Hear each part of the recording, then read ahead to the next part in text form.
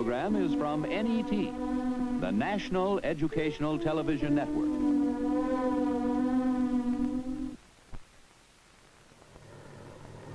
What do you want? What do you want? When do you want? Now is the time to make real the promises of democracy. Now is the time. Make Selma, Alabama a better city. Now is the time. Transform Alabama, the heart of Dixie, to a state with a heart for brotherhood and peace and goodwill. Now is the time to make justice a reality for the children.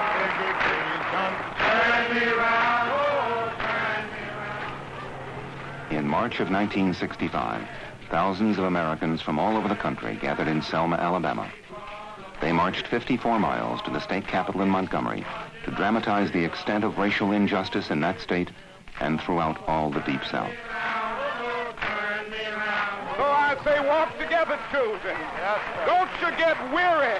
There's a great camp meeting in the promised land. Alabama will be a new Alabama, and America will be a new America.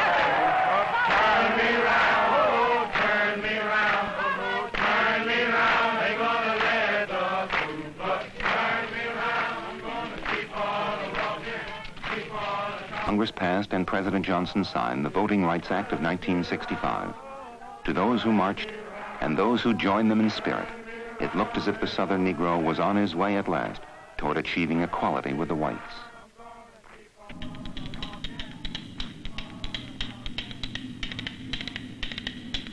More than a year after the march had ended, we took our cameras back to Alabama to find out what progress the Negro had made in the region where, over 200 years ago, he took up his heavy burden. NET Journal presents Lay My Burden Down, a look at the life today of the Southern rural Negro.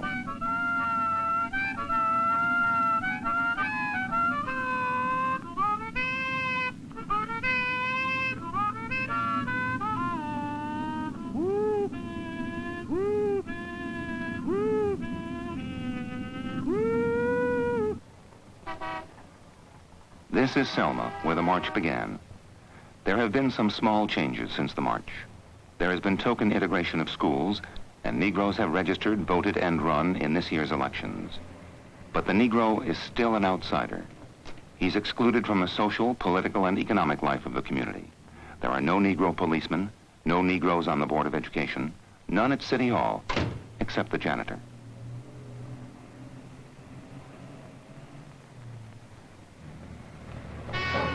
And though incidents involving the police are down, Negroes still complain of frequent harassment and discrimination.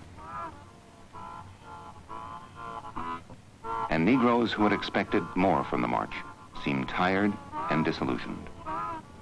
Many other people felt that there would be some changes, dramatic changes made.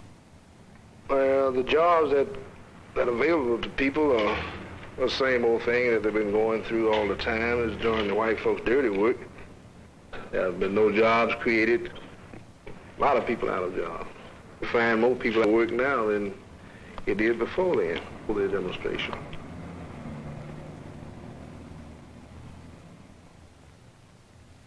There are few jobs, and many in the city and on the farms are going hungry.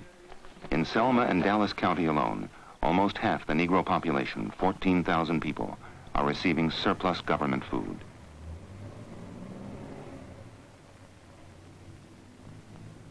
While for whites, business is booming. Everything here is setting records. We had the biggest year in '64 that we ever had.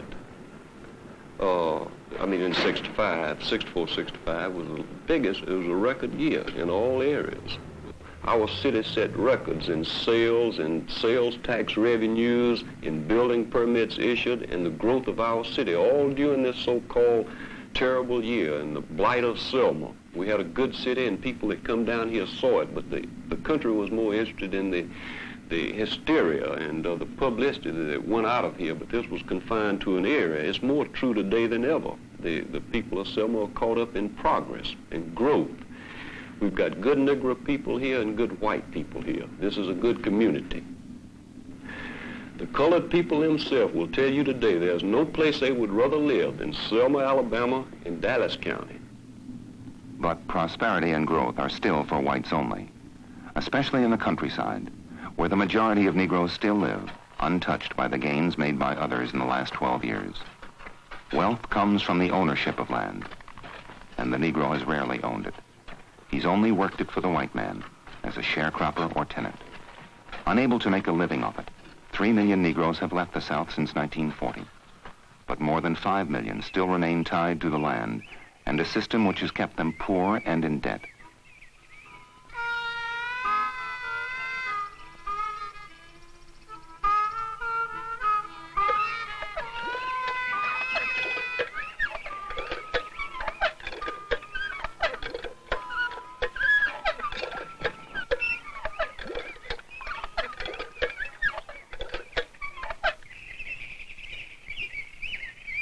The Negro still depends on the white man for everything.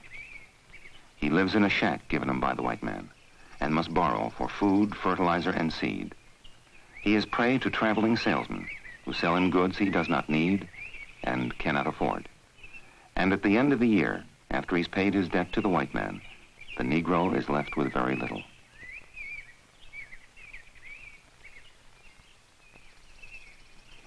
The per capita income of Southern Negroes is less than $1,000 a year.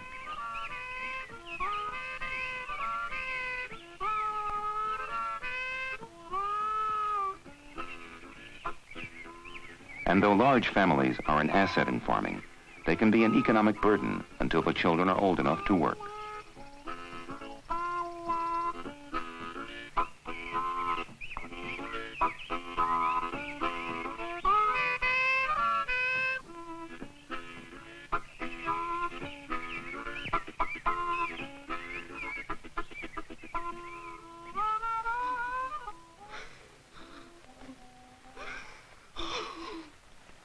The burden begins at birth. Unable to afford a hospital, most Negroes are born in the same shacks as their parents, delivered by a midwife, who, though cheaper than a hospital, still costs $20.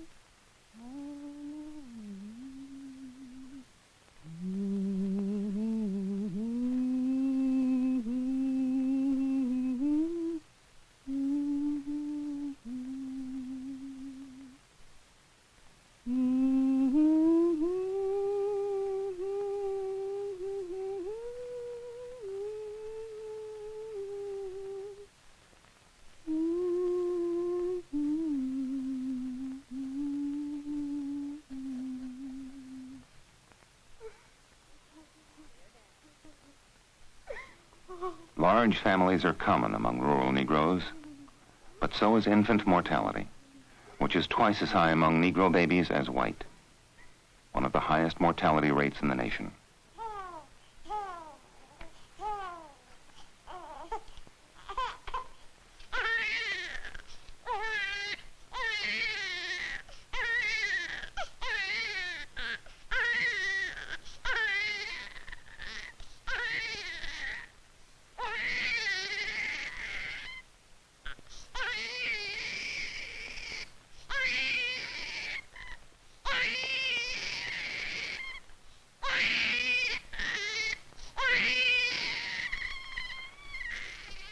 And those born into a black world soon learn what it's like to survive in one that's white. If you just don't understand the connection that we have with the colored people. In other words, we work with them and they work with us. And we're not going to take him and push him off somewhere just because we could do it. You tell these people just what I've been telling them right here. Had we been your friends for years? Yes, sir. Sure. Had we worked more of them than anybody in this country? Yes, sir. Sure have. Right. you got hungry, we give you something to eat, don't we, Bill? Yes, sir. And his name is Billy Weatherly. Billy Weatherly, that's right. No relation now, but these are Weatherly, right? How about it, Bill? Yes, sir. You proud of that name, Mr. Bill? I think that name came down Proud from of that slavery name, time. Mr. Bill? Yes, sir. Billy Weatherly. Yes, I think sir. everybody loves to have a little that Weatherly blood. Yes, sir. How many people Bill, believe it is here in Pine Hill tonight at 12 o'clock you could go ask them for help and they wouldn't help you? I am, but Bill, if you got in trouble, who'd you go to, the white or the black? Tell the truth now. That's a bad word, Dad. Bill, Right. puts him on the spot because there ain't no color folk in. You don't want to be embarrassed right by himself.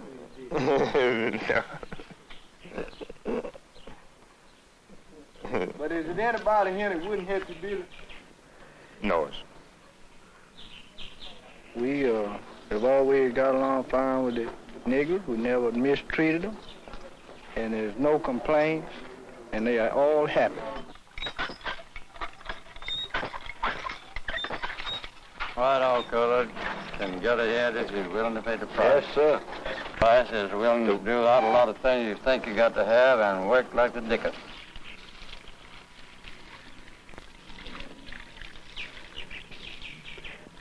Frugality and hard work may pay off for some Americans, but not if you're black, a farmer, and live in the South.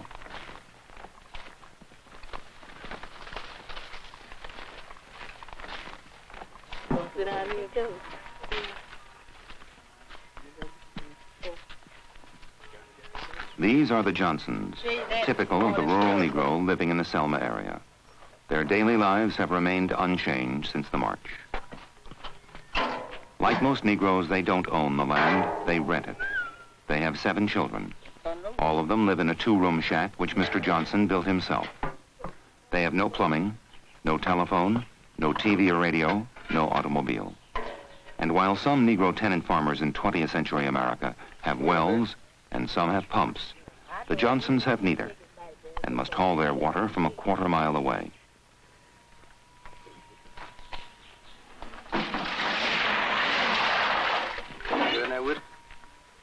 Yeah, I want both of them in there at the same time. Ain't that cold? Take it in now.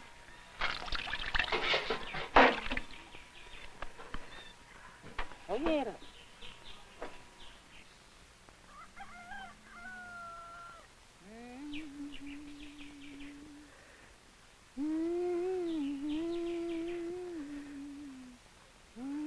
They must borrow to live, and live in constant debt. They owe for food, fertilizer, and seed, and have $200 in doctor bills they are struggling to pay. They grow some food for themselves, but hunger is a constant in their lives. Too many mouths and too little money. Mrs. Johnson does the best she can and tries to take it all philosophically. Things is tough. If you don't have enough food for them to eat, well, you know, they have to go hungry. And we won't have nothing much to feed them off of. Most of the Negro farmers right here, they all have the same trouble. You have to have faith, you know, in the Bible, you know, for things to be better. Read the Bible, and then by reading the Bible, you got to mean what you say when you read the Bible, and then if you ask him and read the Bible and mean what you say, well, he ain't just gonna come down from the view and bring it down here to you. But still, you got to have faith. You know, of course, he ain't coming down and just bring it to you just like a natural man. But if you mean what you say, probably it might be a way open for you. Walter Johnson is the only one of 6 sons to remain on the farm. The rest have gone north. He farms 9 acres of cotton and corn with his father, Champion Johnson, who spent a lifetime, 71 years behind the plow. Champion doesn't have much to show for it. Small mule farmers never do. I ain't never been able to run no great big farm, nothing but, you know, a mule farm like that. That's like I'm running now, and it don't, one farm, I mean, little farm like that, it don't never make nothing. And if you go on a farm, you're supposed to get up and go to the field every morning. And then that you have to borrow some money to run this farm with. This is buy food, clothes, fertilizer, one thing enough. Whatever it takes, sometimes you have to buy old mule, anything you have to buy, say like you have to borrow, but you don't get money enough to buy what you need. And after that cause you got waiting out there, you make some and you didn't make none, and you got to start bad news next year. That's the way that runs. You can see the situation, you tell about what a fellow ought to have when you see the situation. Yeah. The situation show about what he got.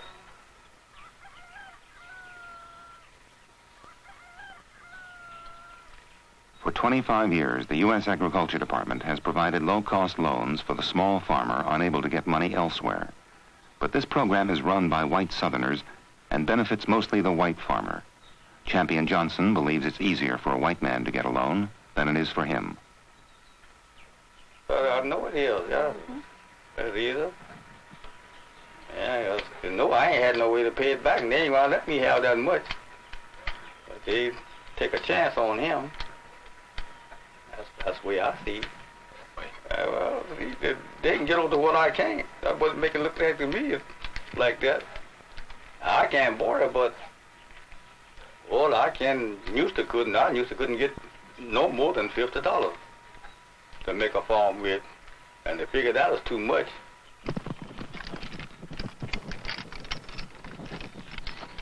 Like most Negro farmers, Walter Johnson cannot make a living from the farm alone.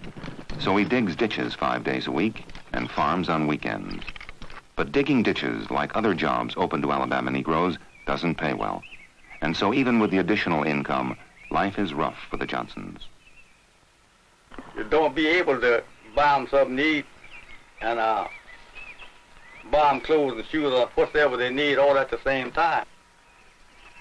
It's tough if you can't get over to no food. It's tough if you have a job and ain't making nothing to get on. I think it's tough for ways.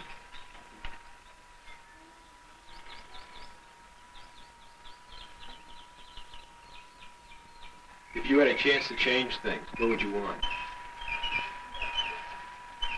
Well, I would want my children plenty of good clothes and shoes, and plenty of food for me, and put out some money if I had it for sickness, anything like that. I have it to take it to the doctor with. Things like that.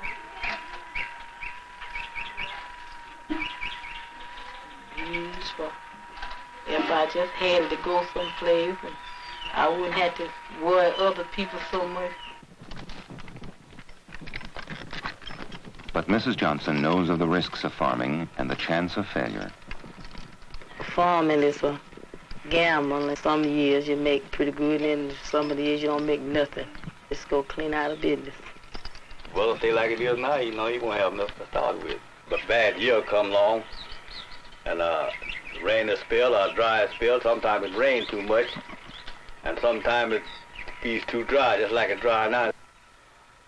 That's all right.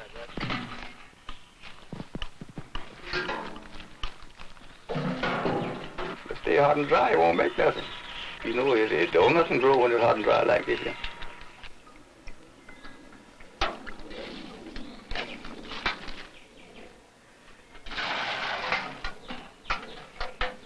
When the wells dry up, all of their water is dragged by mule and an old wooden sled from this spring, about a mile from their house.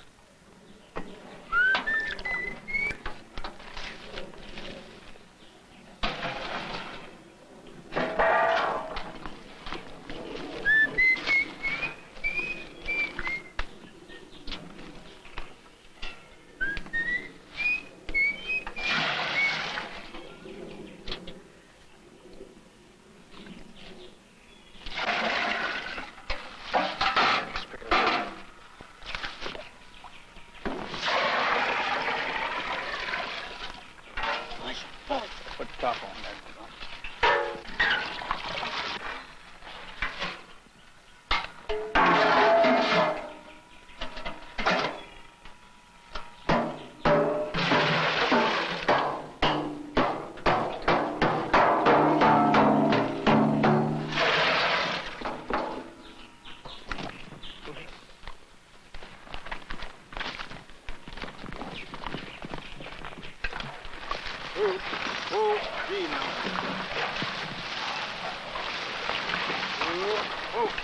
Whoa.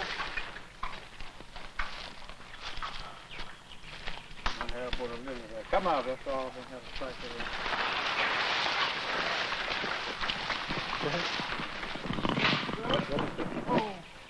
Oh! Get over there, Joe.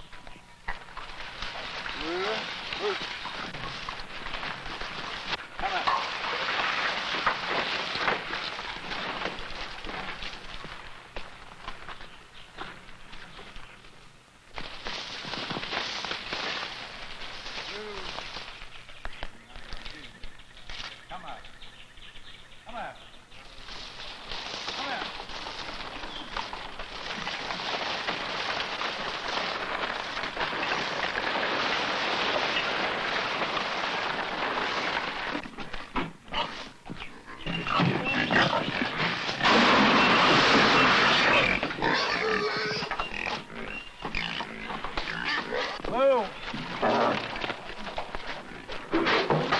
I don't know what y'all don't have.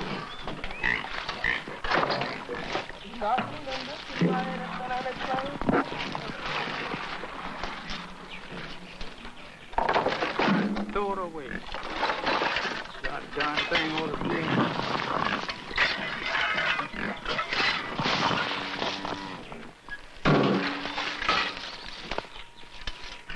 Yeah, you got my clothes open, but old rig down here too.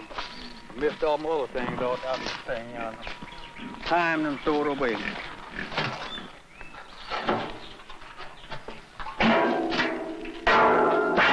Let me tell them, let me give them this.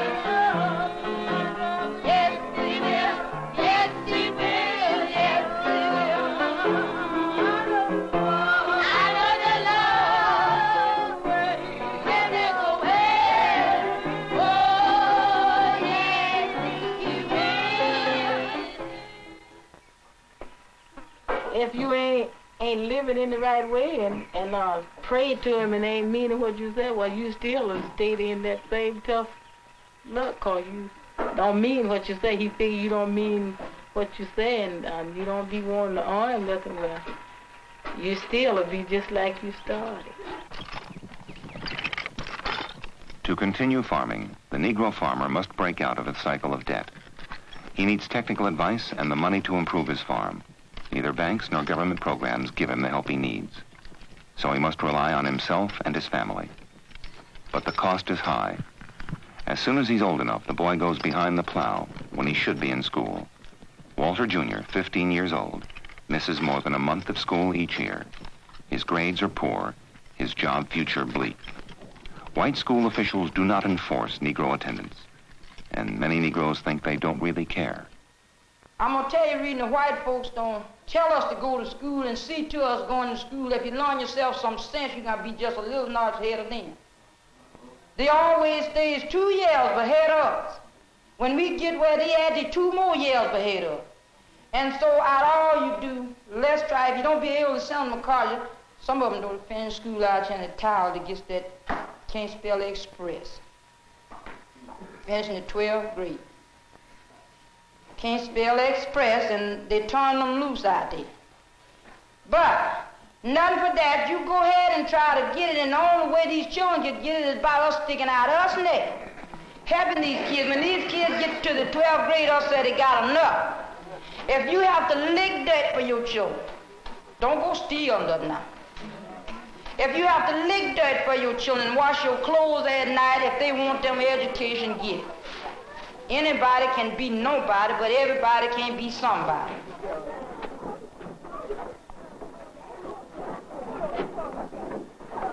Even when these children do go to school, their education is still second-rate. There's been hardly any integration in the rural South, and it's been 12 years since the Supreme Court ordered Southern schools desegregated. Negroes complain of lack of federal enforcement and the continued intransigence of Southern whites. What's the objection around here to Negro children in white schools? Well, just that very thing, no morals, whatever. That's the biggest job. And most of the Negroes don't want to go to white schools. Now, that's the truth of the whole thing. If it was left to them, if somebody wasn't paying them to start it, they wouldn't do it. It's all torn up inside, and it ain't got the things that the children should have inside of the school. You know, this needs repairing and fixing. It's not a good school. It needs good places to have to go. They ain't got it. And then the teacher's too scared to let people go inside and look at it because it's awful. It's not a good school.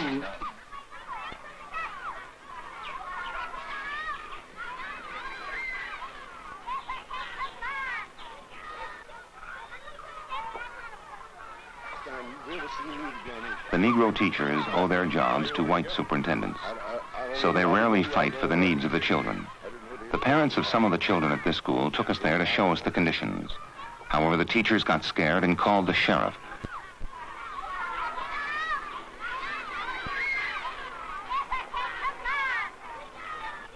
And Mr. Kelly called me and asked me to come over here to keep these people off of the school ground during school hours. Yes.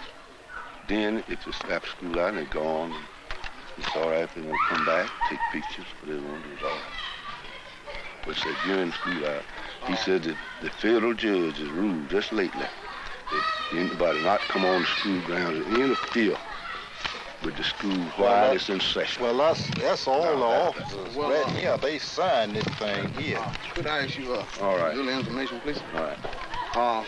If the mothers and fathers of the children wanted the picture taken, could they stand outdoors and take the picture?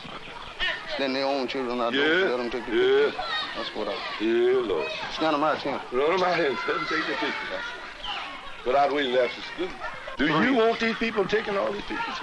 Well, it's fine with me if it's not going to hurt us. You don't know what's going to do to you. You don't know what they're going to see or what they're going to write. You don't know anything what they're going to do. No, I say if it's not going to do you any good, I tell you now. Yes, sir. No, it's not. Will it do us in the home? Sheriff? Will it do us in the home? Might, I don't know. How's it going to might do not harm? do any harm, might not do any good. But they don't want you interfering in the school, why the school's in. Now, when school's out, children gone home, then we come back and take some pictures, that's all right. But why school is in session? School's in session now, isn't it? Yes. How's it going to do any harm, Sheriff? I don't know. I don't know why. How's it going to do these people any harm? I don't know. Yeah. Well, why do you say it might do harm? I've never seen it do any good. What do you think of the school? Let me ask you. I think it could be improved. You think so? Yeah. What could you do for it? I can't do nothing because... What do you think ought to be done for it? I just think they ought to fix them up with good school if they're not satisfied with it. But they seem to be satisfied with it. Here we go, loo-doo-loo. Here we go, loo-doo-loo. Here we go, loo-doo-loo. On a Saturday night, I put my right hand in, I take my right hand out, I give my right hand shake, and turn my body about. Here we go, loo-doo-loo. It's no school. There's not enough chairs to go around. Plumbing, no books, no blackboards, nothing for the teachers to work with. On a Saturday night, I put my right foot in, I take my foot out, I give my right foot shake, and turn my body about. Here we go, loo-doo-loo, here we go, loo-doo-loo. On a Saturday night, I put my left foot in, I take my left foot out, I give my left foot shake, and turn my body about. Here we go, loo-doo-loo, here we go, loo-doo-loo.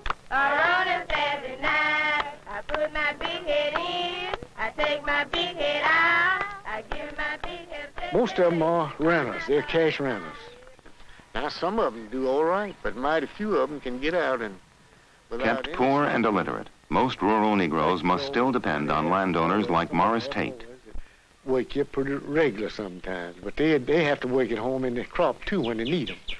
But when I send for them to, say, unload a truckload of fertilizer or something, I don't have any trouble. I just send them word I want them to hit me in the morning at 6 o'clock to unload 25 tons of fertilizer. Well, I'll have 10, 12, 15 of them will be here to unload it, and they're all out of the way. Well, I can't just get up here and tell him, well, so just get out. Now, if he didn't do what I said do, be a different team then.